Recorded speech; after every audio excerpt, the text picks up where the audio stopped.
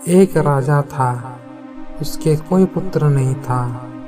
राजा बहुत दिनों से पुत्र की प्राप्ति के लिए आशा लगाए बैठा था, लेकिन पुत्र की प्राप्ति नहीं हुई। उसके सलाहकारों ने तंत्रिकों से सहयोग लेने को कहा।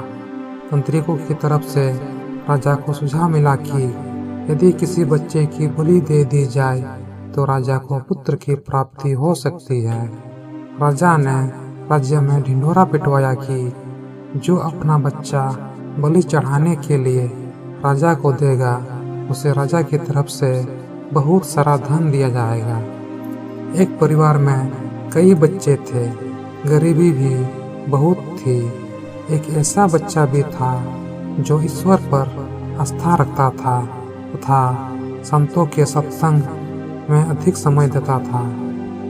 राजा की मुनादी सुनकर परिवार को लगा कि क्यों न इस राजा को दे दिया जाए, क्योंकि ये निकम्मा है, कुछ काम धाम नहीं करता है और हमारे किसी काम का भी नहीं है, और इसे देने पर राजा प्रसन्न होकर हमें बहुत सारा धन देगा। ऐसे ही किया गया, बच्चा राजा को दे दिया गया। राजा ने बच्चे के बदले उसके परिवार को काफी धन दिया। राजा के तंत्रिकों द्वारा बच्चे की बलि देने की तैयारी हो गई। राजा को भी बुला लिया गया। बच्चे से पूछा गया कि तुम्हारी आखिरी इच्छा क्या है। ये बात राजा ने बच्चे से पूछी और तंत्रिकों ने भी पूछी। बच्चे ने कहा कि मेरे लिए रेत मंगा दी जाए। राजा ने कहा बच्चे की इच्छा पूरी की जाए, अतः रेत मंगाया गया।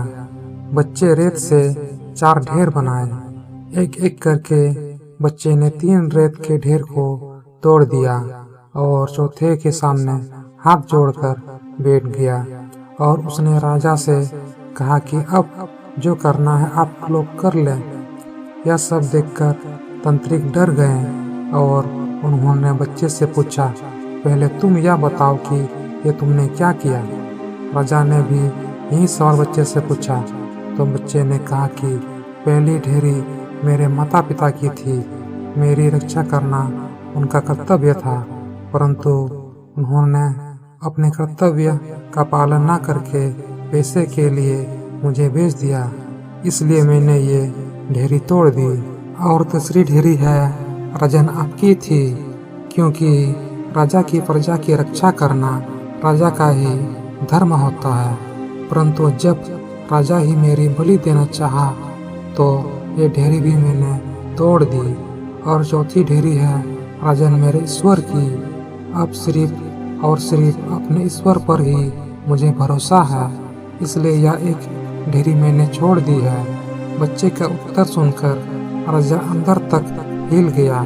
उसने सोचा कि पता नहीं बच्चे की बलि देने के पश्चात भी पुत्र की प्राप्ति होगी भी या नहीं होगी, इसलिए क्यों न इस बच्चे को ही अपना पुत्र बना लिया जाए।